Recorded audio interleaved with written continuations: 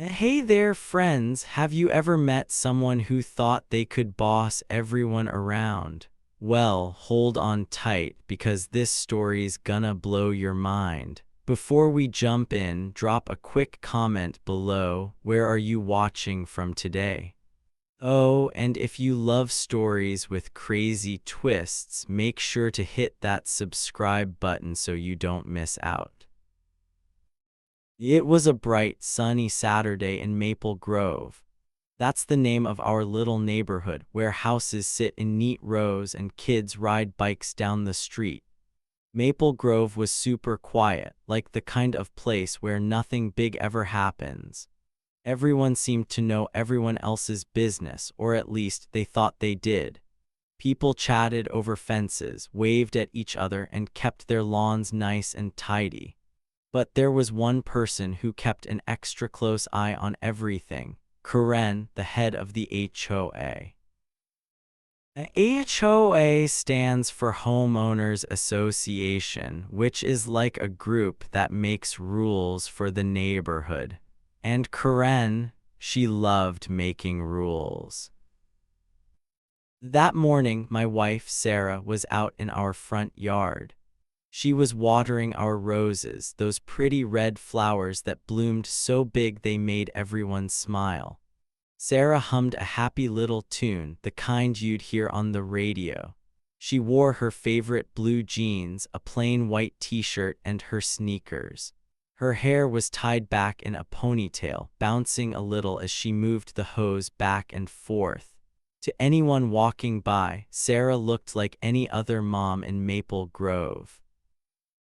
Not just a regular lady who liked gardening and sipping coffee on the porch. But here's the thing, Sarah wasn't regular, not at all. She had a secret, a huge one. Nobody in the whole neighborhood, not even bossy Karen, had the tiniest clue who Sarah really was. See, Sarah wasn't just good at growing roses. She wasn't just the friendly neighbor who waved at kids or baked cookies for the block party. Nope.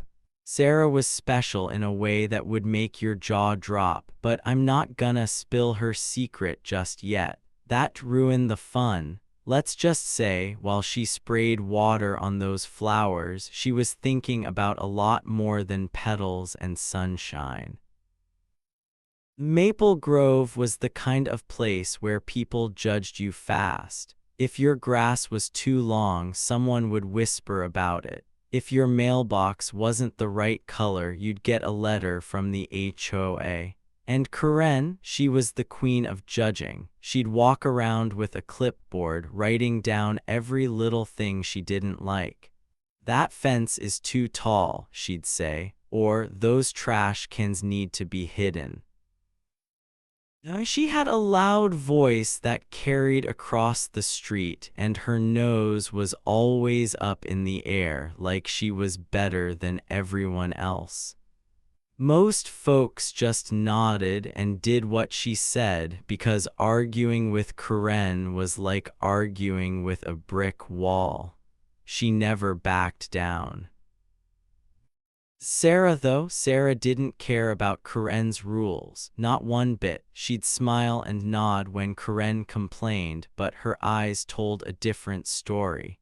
They'd get this tiny spark, like she was holding back a laugh or maybe something bigger.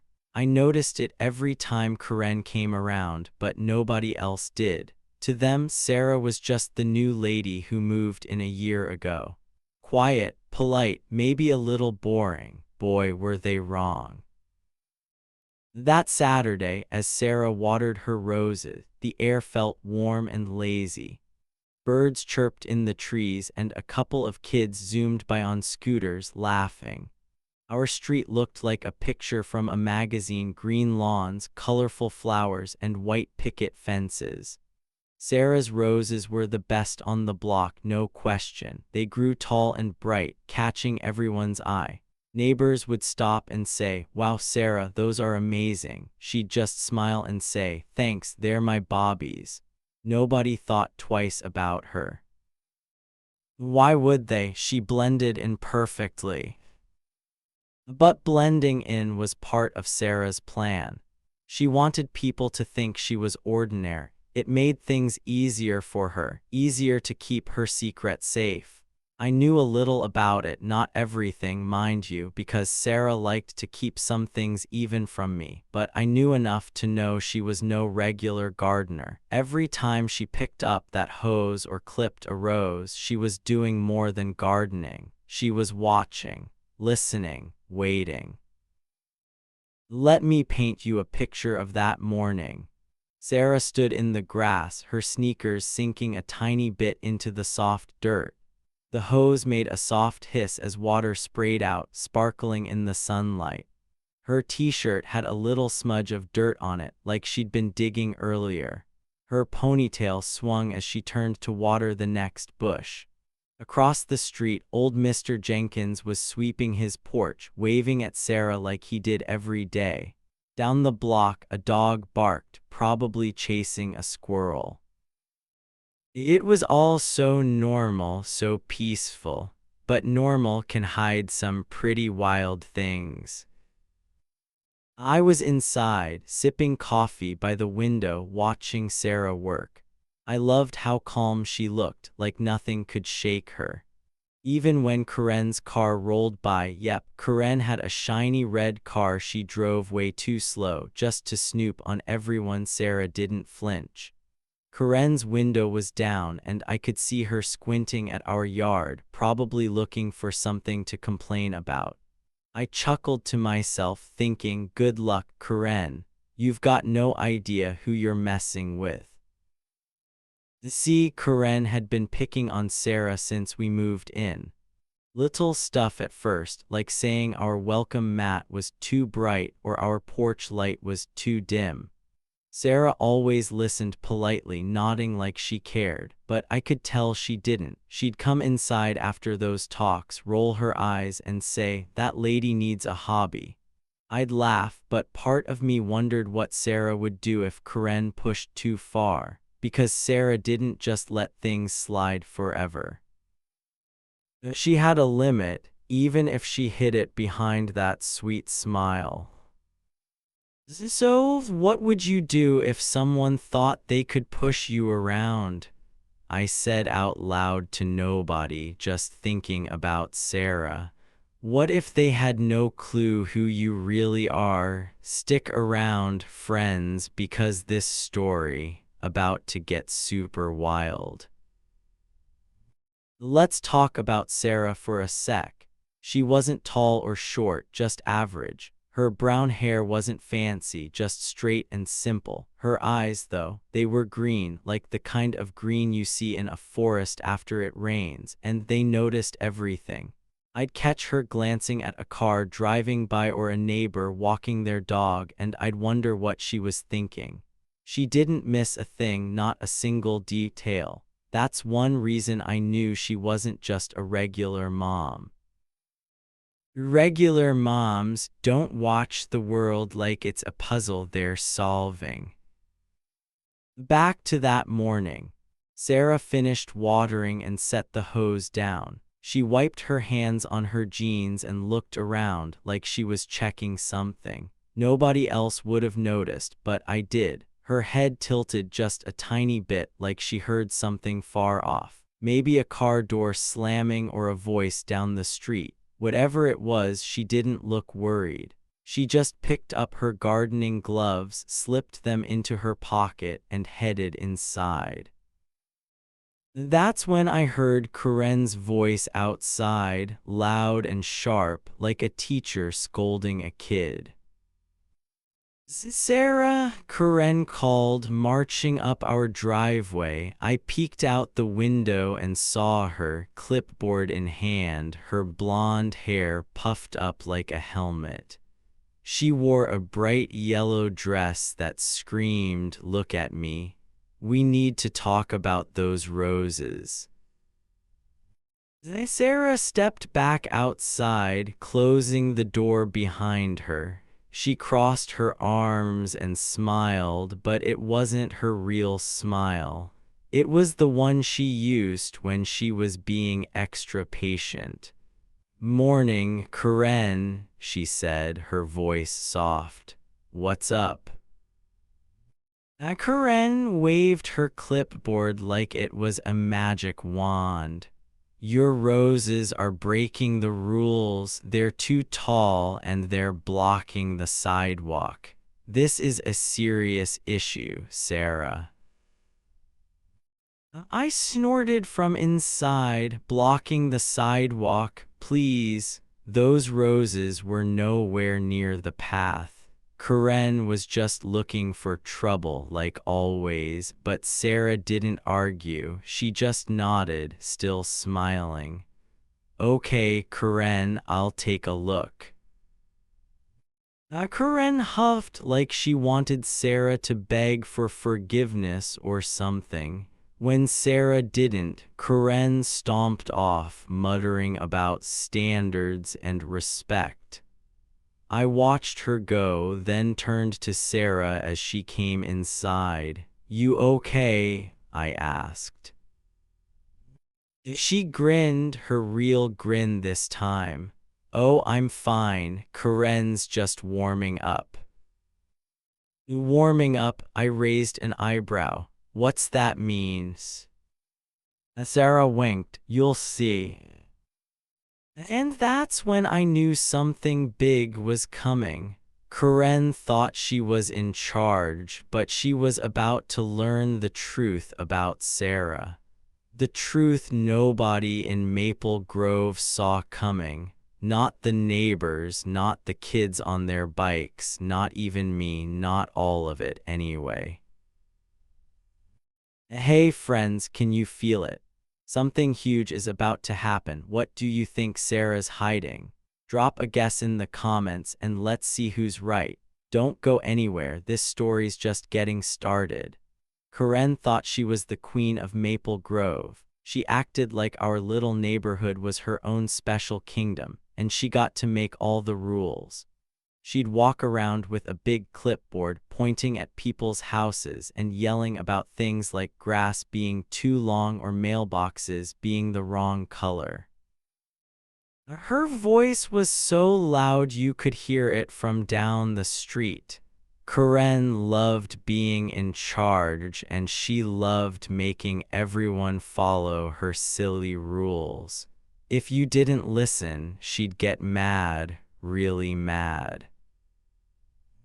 That sunny Saturday morning, Karen came stomping up to our front yard. Her face was as red as a ripe tomato, and her eyes were squinting like she was looking for trouble. She held her clipboard tight like it was her best friend. "Sarah," she shouted so loud the birds in the trees stopped singing. "Your roses are an inch too tall. This is a violation. Do you even know what that means?" Sarah was standing by her rose bushes, holding the garden hose. Water dripped onto the grass, making little sparkles in the sunlight. She looked calm, like always. Her jeans had a bit of dirt on them and her white t-shirt was tucked in neat. She turned to Karen and gave her a polite smile, the kind you give a teacher when you're trying to be nice. "Oh, hi Karen," Sarah said softly. "An inch too tall, I didn't know." But I was watching from the porch, sipping my coffee, and I saw something Karen didn't. For just a tiny second, Sarah's green eyes got sharp like a cat watching a mouse. It was so quick, you'd miss it if you blinked. Karen didn't see it at all. She was too busy waving her clipboard and yelling about community standards. That's what she called her rules, like they were the most important thing in the world. "These roses are a problem," she snapped. "They're messing up the whole neighborhood's look." Sarah nodded, still smiling. "Okay, Karen," she said, "I'll check on them." Her voice was smooth, like she was talking about the weather. Most people would have gotten mad. I mean, who yells about flowers? If it was me, I might have told Karen to go bother someone else. But Sarah, she didn't argue, she didn't raise her voice, she just stood there, calm as a sunny day. Karen wasn't done though. She stepped closer, her sneakers squeaking on the sidewalk. "You better fix this, Sarah," she said, pointing a finger right at Sarah's face. "Or I'll call the police, I'm serious." She pulled out her phone and waved it around like she was gonna dial 911 over a couple of roses. I almost laughed out loud from the porch. "The police? For flowers? Come on, Karen." The neighbors were starting to peek out. Old Mr. Jenkins stopped sweeping his porch to watch. Mrs. Carter, who lived next door, poked her head out her window. Everyone knew Karen loved drama and they didn't want to miss it. But Sarah didn't give them a show. She just kept that polite smile and said, "I hear you, Karen, I'll take care of it." Karen huffed like she was annoyed Sarah wasn't fighting back. She wanted a big argument, you could tell. When Sarah didn't give her one, Karen spun around and marched off, her clipboard swinging. "This isn't over," she yelled over her shoulder. Her voice echoed down the street, and then she was gone, probably off to bug someone else about their garbage cans. I walked over to Sarah, still holding my coffee mug. "You okay?" I asked. "Karen's nuts today." Sarah chuckled, a soft little laugh. "Oh, I'm fine," she said. She turned off the hose and wiped her hands on her jeans. "Karen's just being Karen." I grinned, but I couldn't shake this feeling. Sarah was too calm. Most people would be annoyed or upset if someone yelled at them like that. But Sarah, it was like Karen's words bounced right off her. I knew why even if Karen didn't. Sarah wasn't just a gardener. She wasn't just our friendly neighbor who baked cookies or waved at kids on bikes. Nope, Sarah was different, special. She was watching Karen, listening to every word and waiting for something. I didn't know what yet, but I could feel it. See, Karen thought she had all the power in Maple Grove. She thought she could scare anyone with her loud voice and her silly rules. But every time she yelled at Sarah, every time she waved that phone or clipboard, she was making a big mistake. It was like she was digging a hole for herself deeper and deeper, and she didn't even know it. Sarah wasn't scared of Karen, not one bit.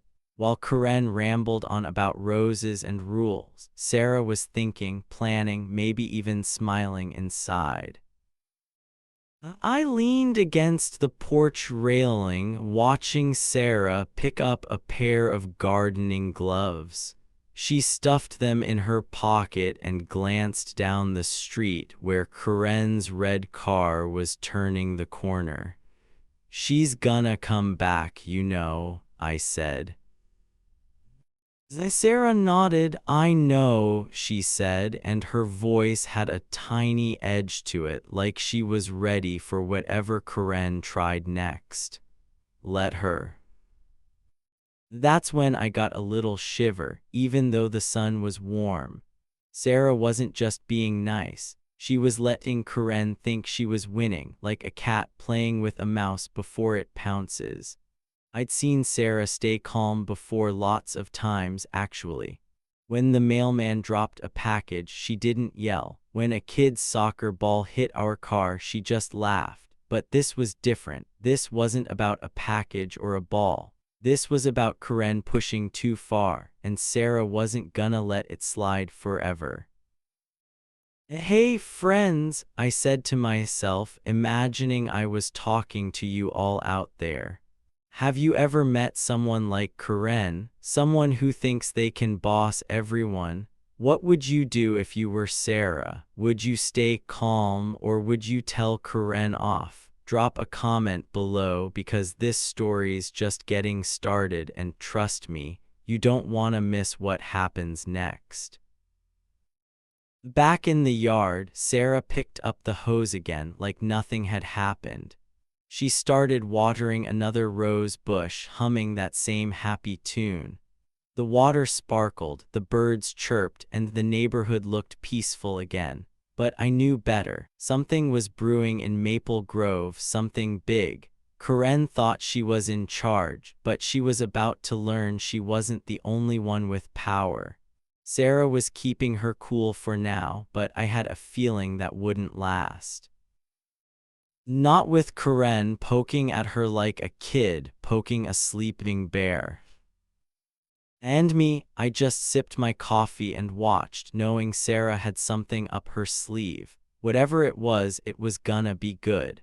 The days after Karen's big yelling fit in our yard didn't calm her down. Nope, they made her worse. Karen was like a storm that kept getting louder and meaner. Every morning I'd check our doorstep and there'd be a new note from her written in big, angry letters. One said our fence was an eyesore, which means she thought it looked ugly. Another said our porch light was too bright and kept her awake. I mean, really? Our light was the same as everyone else. Karen was just looking for anything to complain about. She didn't stop with notes either. Karen started talking to the neighbors, trying to get them on her side. She'd march to their houses, her clipboard flapping, and say stuff like, "That Sarah thinks she's above the rules." I heard her one day when I was grabbing the mail. She was standing on Mrs. Carter's lawn, waving her arms. "She doesn't care about our neighborhood," Karen huffed, loud enough for half the street to hear. Mrs. Carter nodded, but I could tell she didn't really agree. Most neighbors just went along with Karen because they were scared of her. Nobody wanted to be her next target. At the HOA meeting, that's the group that makes rules for Maple Grove, Karen went all out. She stood up in front of everyone, her voice sharp like a teacher scolding a kid. "Sarah and her husband are trouble," she said. "Their roses are too tall, their fence is wrong, and they don't respect our standards." A few people clapped, but others looked at their shoes like they didn't want to get involved. I wasn't there, but Mr. Jenkins told me later. He said Karen acted like she was the president of the world. Now if that was me, I'd be mad. I'd probably stomp over to Karen's house and tell her to leave us alone. But Sarah, she was different. She didn't get mad. She didn't yell or cry or even roll her eyes. She just kept doing her usual stuff, like nothing was wrong. Every morning, she'd water her roses, humming a little song. Every afternoon, she'd sit on our porch with a cup of coffee, watching the street. She'd wave at kids riding their bikes, their helmets bouncing as they zoomed by. "Hi, Tommy." She'd call or "Nice bike, Lily." The kids loved her. Everyone did except Karen. But I started noticing things about Sarah. Little things that made me wonder. Sometimes, when she thought I wasn't looking, she'd pull out a tiny notebook and scribble something down. Like she'd see a car drive by and jot a quick note, or she'd glance at her phone, her face all serious, then put it away fast. One time I saw her standing by the roses, staring at Karen's house down the street. Her eyes were narrow, like she was thinking hard about something big. When I asked, "What's up?" she just smiled and said, "Oh, nothing, just enjoying the day." One night, I couldn't keep quiet anymore. We were in the kitchen eating spaghetti. The lights were warm and the room smelled like garlic bread. I put down my fork and looked at her. "Sarah," I said, "why don't you just tell Karen off? She's being so mean. All those notes, all that yelling, it's too much." Sarah twirled her spaghetti, her green eyes twinkling like she knew a secret joke. She leaned back in her chair and grinned. "Patience, honey," she said. "Karen will learn soon enough." "Learn what?" I asked, leaning forward. My heart was beating a little faster, like I was close to figuring something out. But Sarah just winked. "You'll see," she said, and then she took a big bite of her food like we were talking about the weather. I wanted to ask more, but I knew that look. It was her "I'm done talking" look, so I let it go, but my brain was buzzing. What was Sarah waiting for? What did she mean by soon enough? Days kept passing, and Karen kept pushing. She'd walk by our house every day, glaring at our roses like they'd insulted her. She'd mutter stuff under her breath, loud enough for us to hear. "Some people don't belong here," she'd say, "or this neighborhood deserves better." It made my stomach twist, but Sarah, she'd just wave and smile, like Karen was saying something nice. It was weird, but it was also kind of funny. Karen wanted Sarah to fight back, but Sarah wasn't giving her what she wanted. Then came the day Karen went too far. It was a warm afternoon and I was inside reading a book. Sarah was out back trimming her roses with big scissors. The street was quiet except for some kids playing down the block. Suddenly I heard loud banging on our front door. Bam, bam, bam. It was so hard I thought the door might break. I jumped up and ran to the window. There was Karen standing on our porch. Her face was redder than ever and her eyes were wild, like she was ready to explode. She was yelling even before Sarah got to the door. "Sarah, get out here now. You broke another rule and I'm done with you." Sarah walked to the front, wiping her hands on a towel. She opened the door and stepped outside, calm as always.